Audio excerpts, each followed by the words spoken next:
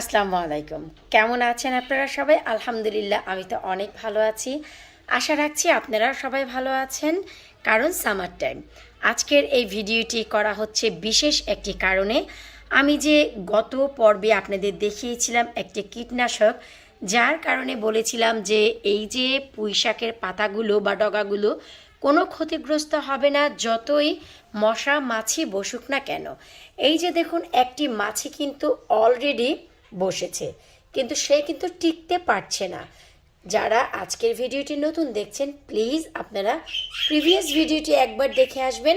এটি আমার সেই ভিডিও যা হচ্ছে নতুনদের জন্য একেবারে নতুন করে পুঁইশাকের জার্নি বীজ থেকে শুরু করেছি ঘরেই। তো আমি বলেছিলাম যে আমি এমন একটি কীটনাশক ব্যবহার করব যার ফলে কখনোই গাছের পাতায় ছিটা ছিটা হবে না এবং মশা মাছি খুব বেশি সময় ধরে টিকে থাকতে পারবে না।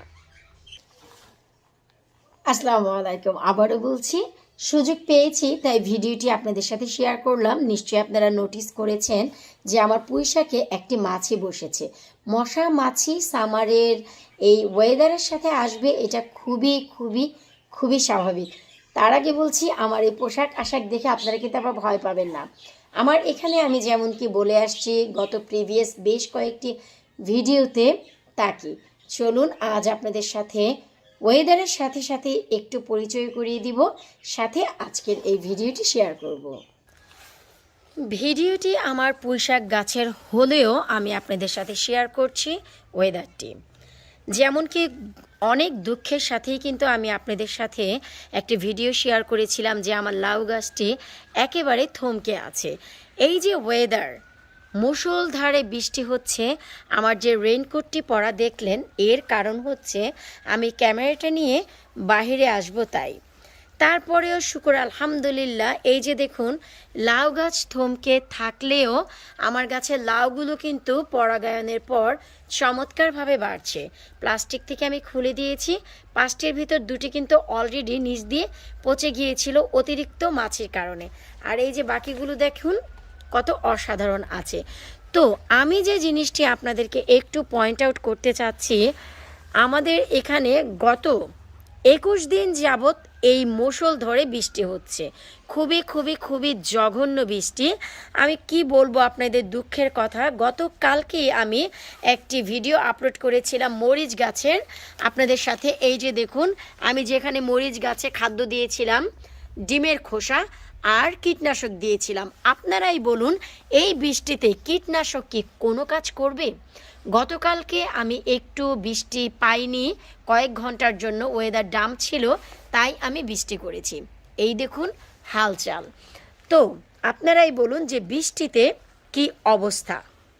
আমি রেইনকোট পরে গার্ডেনে এসেছি শুধু আপনাদের এইটুকু দেখানোর জন্য যে এই হচ্ছে রে ভাই অবস্থা।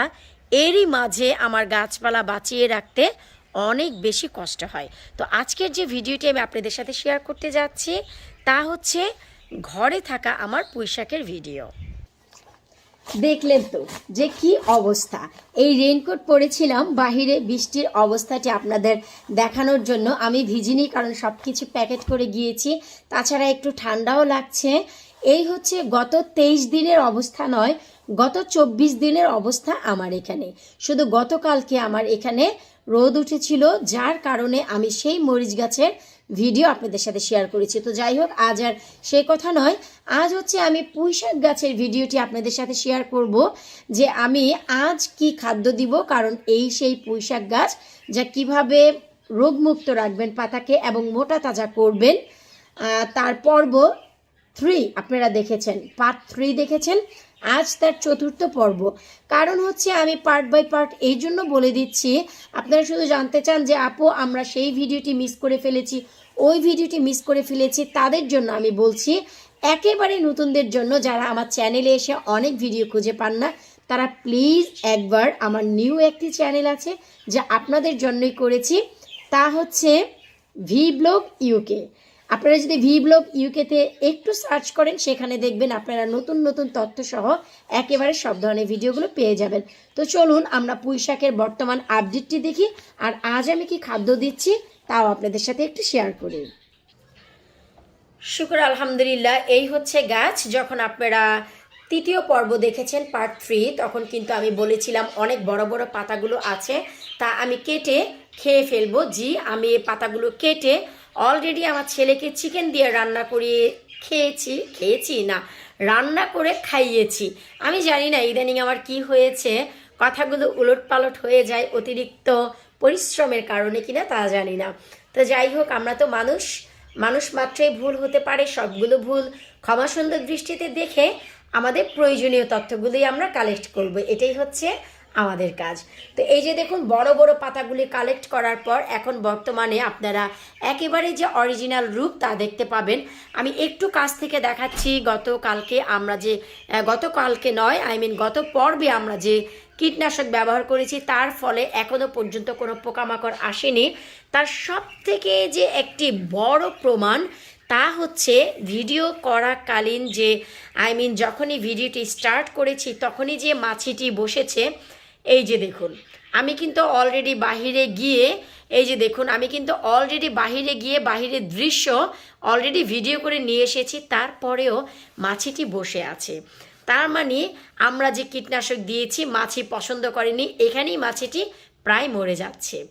তার মানে একেবারে হাতে কলমে আমি আপনাদের প্রমাণ দিয়ে দিলাম যে মাছি বলুন বা যাই বলুন, অনেক সময় ধরে তারা এখানে টিকে থাকবে না। এই যে দেখুন, এই যে দেখতে পেলেন, হাত দেওয়ার পর উড়ে গেল। তারা খুব বেশি সময় নিজেদের শক্তি প্রয়োগ করতে পারবে না গাছে ডিম দেওয়ার জন্য, কারণ এই পুরো ডগাটি একেবারেই সিল করা আছে। আমরা যা ব্যবহার করেছি তার কারণে মাছি নিজেই আঘাতপ্রাপ্ত হয়ে গেছে এখানে বসে, তার কোনো নিজস্ব ক্ষমতা ছিল না। আমি যখন হাত দিয়ে পুশ করেছি তখন কিন্তু মাছিটি গেল। তো এই যে দেখুন, আর এই যে গাছের ডগা পাতাগুলো যে মোটা তাজা হয়, আপনারা সবাই বলেন যে আপু এটা কিভাবে সম্ভব, আমাদের তো ডগা পাতা এত মোটা তাজা হয় না। আসলে আপু, আমি আপনাদের আপু ভাইয়া আঙ্কেল আন্টি সবার উদ্দেশ্যে একটি কথা বলবো যে আমি কিন্তু আমার এক্সপিরিয়েন্স থেকে আমি যেভাবে যা করি, রেজাল্ট পাই, তাই আপনাদের সাথে শেয়ার করি। ট্রাস্ট মি, আমি কিন্তু কোনো কৃষিবিদ নই, মানুষের দেয়া নাম। আমি হচ্ছি সেই লাবণী যে কিনা রোদ বৃষ্টি মাথায় নিয়েও আমার লাভলি ভিউয়ার্সের জন্য আমি ভিডিও করি। এই যে দেখুন, বৃষ্টিতে গিয়ে আমি আপনাদের জন্য ভিডিও করলাম, আবার রোদ্রে পুড়িয়েও আমি বাগানের মাটি কোপাই। তো আমাকে আপনারা অনেকেই কিষানি বলেন, অনেকে কৃষক বলেন, আমার ভীষণ ভালো লাগে। তাই আমি আমার অভিজ্ঞতাটুকু আপনাদের সাথে শেয়ার করি, যেভাবে আমি গাছগুলো মোটা তাজা করি। কারণ সবাই এত পছন্দ পুঁই শাক যে সবাই শুধু বলে যে কিভাবে মোটা তাজা হয়, কিভাবে মোটা তাজা হয়। তো আমি একেবারে জার্নিটি শুরু করেছিলাম যে খাদ্য দিয়ে, আজ আবার সেই খাদ্যটি দেব। কারণ এখন গাছের যে বয়স, আর এখন আবার নতুন করে যে রুটিনগুলো দিচ্ছে, এই যে নতুন নতুন শাখা প্রশাখা, এই শাখা প্রশাখাগুলোকে বড় করার জন্য আমরা যে ফার্স্টে ইউজ করেছিলাম সেই খাদ্যটি ব্যবহার করব। এরই মাঝে কিন্তু আমরা অনেক কিছু ব্যবহার করেছি। আর ফার্স্টে আমরা কি খাদ্য দিয়েছিলাম, একেবারে যারা নতুন আজকে ভিডিওটি দেখছেন, চাল ধোয়ার পানি।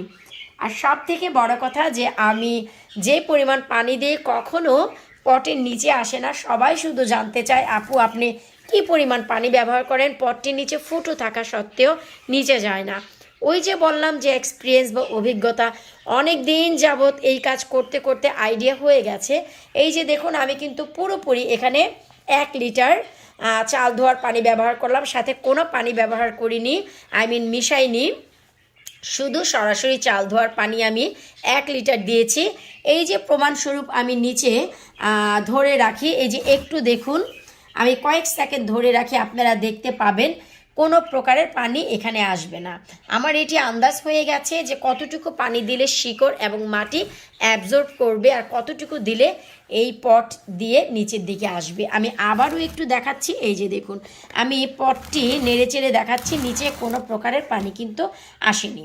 এই যে দেখুন, তো এই যে যখনই আমি মাটিতে স্প্রে করি, কীটনাশক দিই পাতায়, আমি কিন্তু এই যে এখানেও দিয়ে রাখি টবে। এই যে দেখুন, মাছি পড়ে মরে আছে, কোনো ক্ষতি করতে পারবে না, কারণ এতটা ডেঞ্জারাস আমি পোকামাকড়ের জন্য কীটনাশক ব্যবহার করি।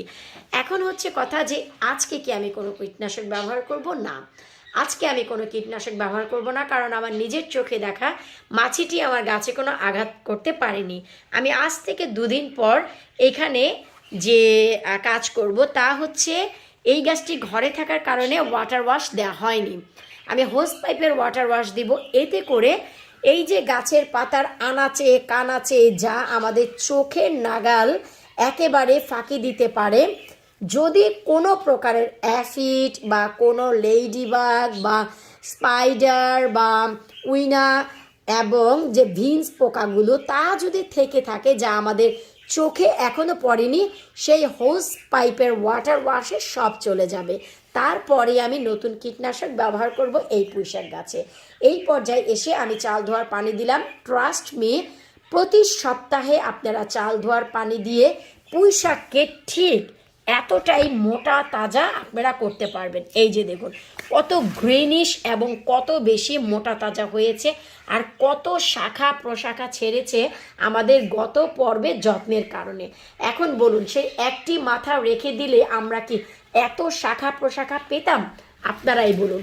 এই যে দেখুন আমার গাছের যে মূল মাথা ছিল তা এটি যখনই আমি কেটে দিয়েছি, এই যে মাথাটি এটি কেটে দেওয়ার কারণে এই যে ডগা, এই ডগাটি পেয়েছি, এই শাখাটি পেয়েছি, আবার এই যে নিচের দিকের শাখা, ওই যে নিচের দিকের শাখা, মোট 9টি শাখা আমি পেয়েছি এই ডগাটির ভিতর, শুধু আমাদের গত পর্বে যত্নের কারণে। আপনারা যে যত্নটি জানতে চাচ্ছেন তা হচ্ছে আজকের যে ভিডিও, পুঁইশাকের ডগা পাতা মোটা তাজা কিভাবে করব এবং রোগ মুক্ত রাখবো, সেই ভিডিওর পর্ব 2তে গেলে দেখতে পাবেন কি যত্ন আমি করেছি, কি কাটিং দিয়েছিলাম, যার কারণে একটি গাছে আমি 9টি শাখা প্রশাখা পেয়েছি। আর পর্ব 3তে গেলে বুঝতে পারবেন কি কীটনাশক আমি ব্যবহার করেছি, যার কারণে আমার গাছে পোকামাকড় আসলেও তারা আঘাতপ্রাপ্ত হচ্ছে, গাছ নয়। ভিডিওটি একটু বড় হলেও আমি বলবো, আপনারা যা জানতে চান যে তথ্যগুলো ফার্স্ট টু লাস্ট আমি কিভাবে কি করি, প্রতিটা ভিডিওতে আমি সেটা বলতে পারি না। তারপরে প্রত্যেকটি লাভলি ভিউয়ার্স আমাকে অনেক রিকোয়েস্ট করেন যে আপু, হয়তো বা আপনি যে ভিডিওটি করেছেন আমরা দেখিনি, প্লিজ আপনি যখনই যে ভিডিও করবেন একটু চেষ্টা করবেন ডিটেলসে বলার। তাই ডিটেলসে বলে দিলাম আমি যে আমি আজকের যে ভিডিও, আপনারা এই ভিডিওর লিঙ্কটি অথবা এই ভিডিওর যে থাম্বনেল তা আপনারা সার্চ করে পর্ব 2 যখন লিখবেন, পার্ট 2, তখন জানতে পারবেন যে আমি কি যত্ন দিয়েছিলাম। আর যখন পার্ট 3 লিখবেন সেম থাম্বনেলটি দিয়ে, তখন জানতে পারবেন যে আমি কি কীটনাশক ব্যবহার করেছি। সব কিছু আসলে এক ভিডিওতে করতে গেলে 15-16 মিনিট হয়ে যায়। এতে করে আবার আপনারাই বলেন যে আপু প্রয়োজনীয় তথ্য এত অল্প আর আপনার ভিডিও অনেক বড় হয়ে যায়। কি করব বলুন? রাইট হ্যান্ডও আমার, লেফট হ্যান্ডও আমার। লাভলি ভিউয়ার্স, কেউ খারাপ কমেন্টস করলেও আমার ভালো লাগে, ভালো কমেন্টস করলেও আমার ভালো লাগে। যারা খারাপ কমেন্টস করেন তারা হচ্ছে আমার যে ভুল তা ধরিয়ে দেন, আর যারা ভালো কমেন্টস করেন তারা নিশ্চয়ই আমার ভিডিওগুলো দেখে উপকৃত হন। তাই দুটি কমেন্টসই আমাকে উপকৃত করে। তো আজকের মতো বিদায় নিচ্ছি, পরবর্তী ভিডিও দেখার আমন্ত্রণ জানিয়ে যারা পুঁইশাক ভালোবাসেন এই জার্নিগুলো আপনারা ফলো করবেন। ট্রাস্ট মি, সামারে পুঁইশাকের বাম্পার ফলন ফ্যামিলি সহ খেয়েও শেষ করতে পারবেন না। আল্লাহ হাফিজ।